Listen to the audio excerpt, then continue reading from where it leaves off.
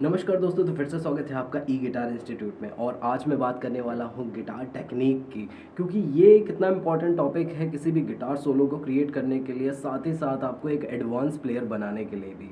तो आज के गिटार टेक्निक में मैं बात करने वाला हूँ स्लाइड की, जो हो सकता है आपको आती हो, बेसिक तरीके से आती होगी। हो सकता है कोई छोटी छोटी मिस्टेक्स हो जो आप करते होगे, वो इस वीडियो को देख करके काफ़ी इम्प्रूव कर सकते हो। और जिनको नहीं आता उनके लिए तो बेस्ट है, फिर तो देख लो स्क्रैच से कैसे स्लाइड करते हैं। तो चलिए जल्दी से स्टार्ट करते हैं।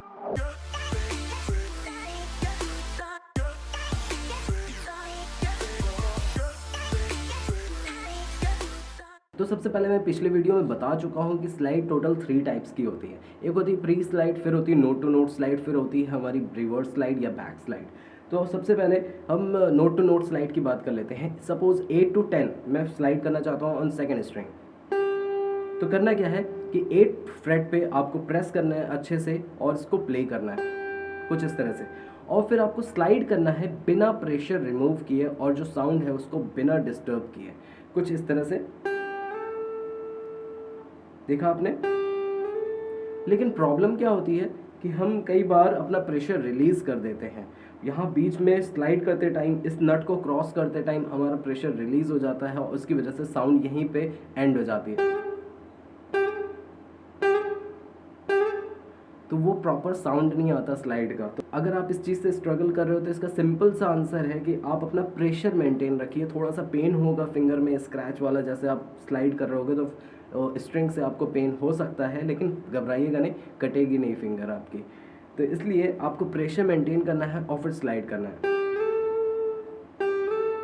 और ये आपका सिंगल फ्रेट पे भी हो सकता है, मीन्स हाफ स्टेप या फिर होल स्टेप, या फिर कहीं काफी दूर तक कर सकते हो, जैसे 5 to 10। देखा आपने? तो मैं प्रेशर को मेंटेन करके चलता हूँ और इस वजह से मैं कितनी भी दूर तक का ट्रेवल करना चाहूँ कर सकता हूँ। जैसे कि थर्ड स्ट्रिंग सेकंड फ्रेट से मैं 12 तक जाने की कोशिश करूँगा। तो ये बहुत आसान है, प्रैक्टिस थोड़ी सी ज़्यादा करनी पड़ेगी आपको, और आपका ये जो स्लाइड है नोट टू नोट वो हो जाएगा। इसमें कोई बहुत ज़्यादा रॉकेट साइंस नहीं है, बस प्रेशर मेंटेन रखना है। अब बात करते हैं प्री स्लाइड की। तो प्री स्लाइड मैक्सिमम सोलो की स्टार्टिंग में किया जाता है, और इसका सबसे बेस्ट एग्जांपल है फेड टू ब्लैक। अभी मैं रिसेंटली सिखाया हुआ है ये सोलो, तो इसलिए मुझे याद था, तो मैंने सोचा इसी को एज अ एग्जांपल ले लेता हूँ, क्योंकि यहाँ पे बहुत ज़्यादा स्लाइड होते हैं और काफ़ी अच्छा एक्सप्रेस कर सकता हूँ यहाँ पे स्लाइड को लेकर के। तो आपको सिंपली स्लाइड करते हुए आना है, लेकिन किसी नोट को ट्रिगर करके नहीं लाना है। मतलब कि जैसे थर्ड फ्रेट की बात करूँ तो थर्ड फ्रेट का साउंड अगर 9 तक जा रहा है, ये गलत है,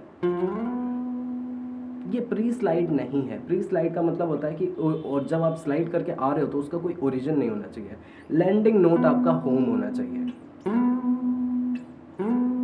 तो इसके लिए करना क्या है, आपको किसी नोट को प्रेस नहीं करना। जब आप यहाँ पे कहीं पे फिंगर रखते हो, किसी भी जगह पे, कोई फ्रेट पे, किसी फ्रेट पे, कोई फर्क नहीं पड़ता। तो इसको सीखने के लिए आपको करना क्या है कि किसी भी फ्रेट को प्रेस नहीं करना है, इवन प्रेस ही नहीं करना है, सिर्फ स्ट्रिंग को टच करके रखना है। और अगर आपकी फिंगर फिर भी हैबिचुअल है प्रेस करने को लेकर के, तो आप किसी नट को रख सकते हो, इस तरह से हल्का सा प्रेशर दे सकते हो, इससे ज़्यादा नहीं। अदरवाइज यहाँ पे भी एक साउंड आ जाएगा, ये साउंड नहीं चाहिए।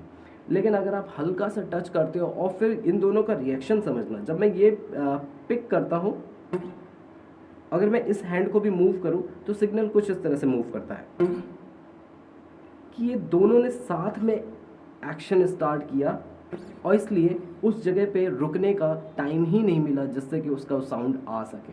देखो मैं इस बार राइट हैंड को मूव करके दिखा रहा हूँ, और यहाँ पे इस तरह से आप कर सकते हो।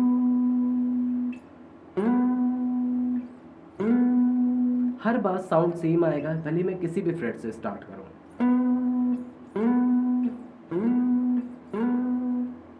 तो ओवरऑल मुझे 9 फ्रेट का साउंड चाहिए, और वो प्री स्लाइड का मतलब है कि उससे पहले किसी फ्रेट का साउंड नहीं आना चाहिए।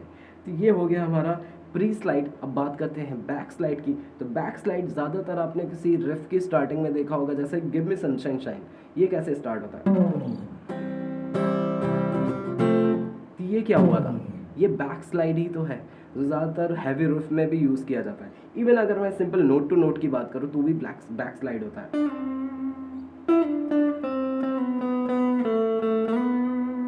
तो इस तरह से आप बैक स्लाइड कर सकते हो नोट टू नोट, या फिर आप 2 स्ट्रिंग के साथ भी कर सकते हो, जैसा मैं शायद से ग्रेड 2 में ये यूज़ किया गया था, देखा आपने। तो अब मैं बात करता हूँ फेड टू ब्लैक के सोलो की, कि उसमें इस तरह से क्या प्ले कर दिया गया जिससे मेरे तीनों टॉपिक कवर हो जाते। तो सबसे पहले सोलो की स्टार्टिंग होती है कुछ इस तरह से। तो जब प्री स्लाइड किया गया वो किसी नोट से नहीं आया था, वो सीधा 9th फ्रेट पे गया था ऑन 4th स्ट्रिंग, और ये वाइब्रेटो है और हैमर ऑन पुल ऑफ, ये सब बाद में देखेंगे। ये है नोट टू नोट स्लाइड,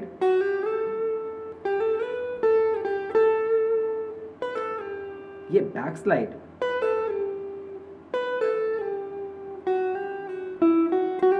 ये हाफ स्टेप पे स्लाइड, ये नोट पे रुक करके नोट टू नोट की स्लाइड।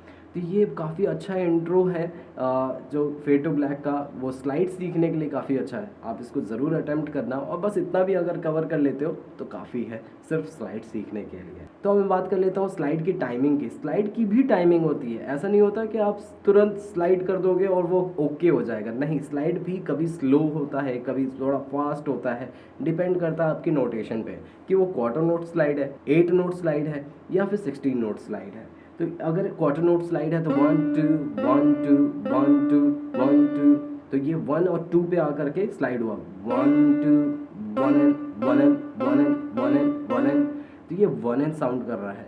इस वजह से जो स्पीड होगी आपके मेट्रोनोम की, उसके हिसाब से आप प्रैक्टिस करना, जिससे कि आप स्लाइड को कंट्रोल भी कर सको।